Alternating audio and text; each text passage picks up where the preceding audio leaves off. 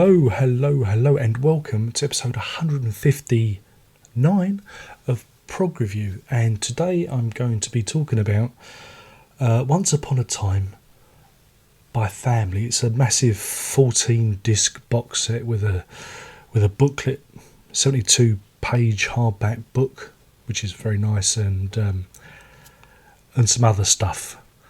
If you haven't seen the unboxing of it, because you really should see the unboxing because it does it justice, my words will not do it justice. Touch the hand, feel the hand, and then come back and listen to the review. So there you go, you've touched the hand. Some of you out there are not familiar with Family. That's understandable. They're not exactly...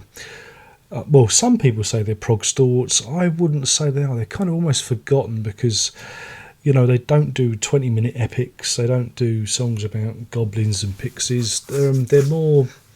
I'd put them more in the blues folk category, than out-and-out progressive rock. There are elements of prog in their arrangements, and the instruments they use, 12-string guitar, mellotron, etc., and Roger Chapman's vocals are progressive.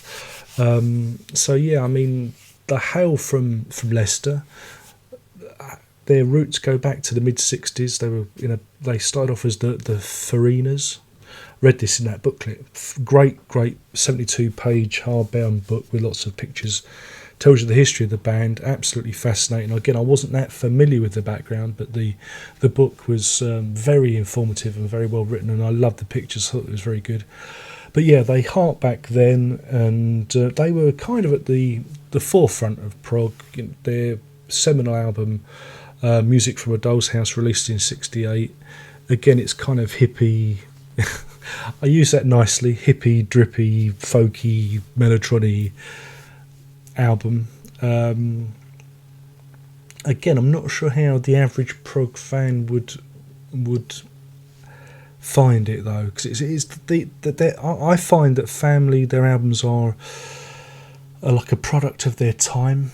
Again, these have all been remastered, but they're not exactly the most sonic, high fidelity band when it comes to recording. It's they do sound very much of their era, if you know what I mean. But that's not to do them disservice, because sometimes it's nice to go back in time. But their career only lasted from '68 to '73, and then it was all over for them. And over that time, I think it was 5-6 albums worth of material, and they're all in this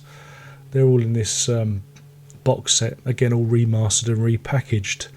In terms of remastering, they sound, like I say, because of the nature of the band and the nature of their recordings, they're okay, they're passable. I thought that the mini LP style booklets were a little bit the mini LP sleeves, were a little bit flimsy. They could have done with like a coating or something. It could have been a little bit the cardstock could have been a little bit better quality, but that's just me being a bit of a pedant. But yeah, it collects everything they did in the studio. You also get a live album, which I'd never heard. I think that had been released in the early 2000s, and that was taken from the Fearless tour, which John Wetton was on. Wetton gets mentioned a lot. Yeah, he did appear on 2 albums with them. It's like a follow-on from the Mogul Thrash review.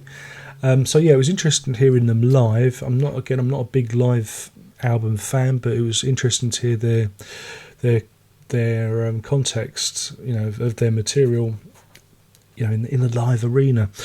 And for those of you who are not familiar with Family, but are familiar with Genesis, you may want to check them out, because some of the phrasing that Roger Chapman does, especially when he sings live, Gabriel stole.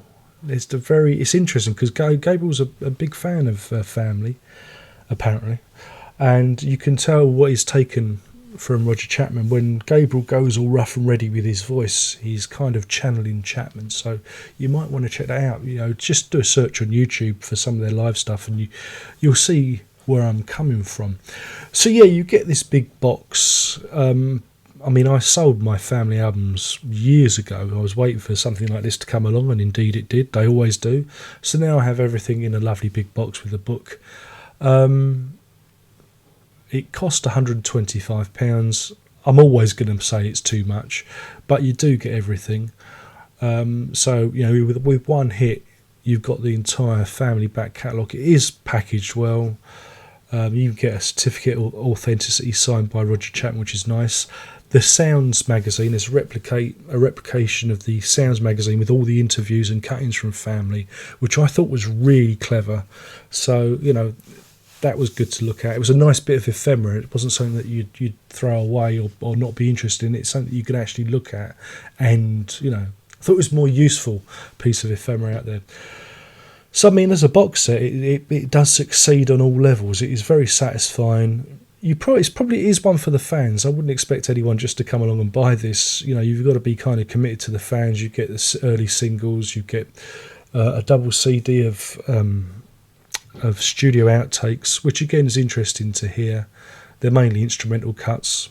So, you know, again, it's one for the fans. But you do get everything in the box, all topped off by that lovely booklet. So yeah, for your £125, you do get all the studio albums. You get the double CD of outtakes, a live album, 3 pseudo singles for you to play. They're a bit strange. Didn't know what to make of those, but they're interesting in the packing. Interested in the packaging. You also get the Sounds magazine and the certificate, so it really is one for the fan.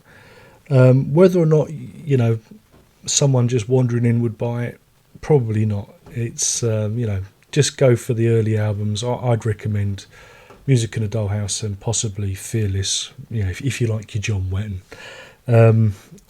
So yeah, I mean, when it comes to a rating, I rate the set itself. It's tricky because we've got the cost versus the. No, I'm definitely going to give it 5 bandstands out of 5. Yes, that's 5 bandstands out of 5 because it is, you know, it's perfect. It's they've done a really good job of the set. Yeah, it's expensive. Yeah, it's deluxe, but that's what you pay for. It's not for the newcomer. It's for somebody who's familiar with their work. But it is, you know, it's very good, and I thoroughly recommend it. And it's something that I'm going to go back to, especially the booklet. So that's it. My name's been Darren Locke. I've been talking about the family box set Once Upon a Time, and generally waxing lyrical about it. Oh yes, indeed. Thank you for being a patient audience, and sorry about the edit. The battery ran out of my camera. Such professionalism. And hopefully we'll do this all again. Only one more. That wasn't good. Only one more thing to say. Are you ready? Yes, indeed. Prog on.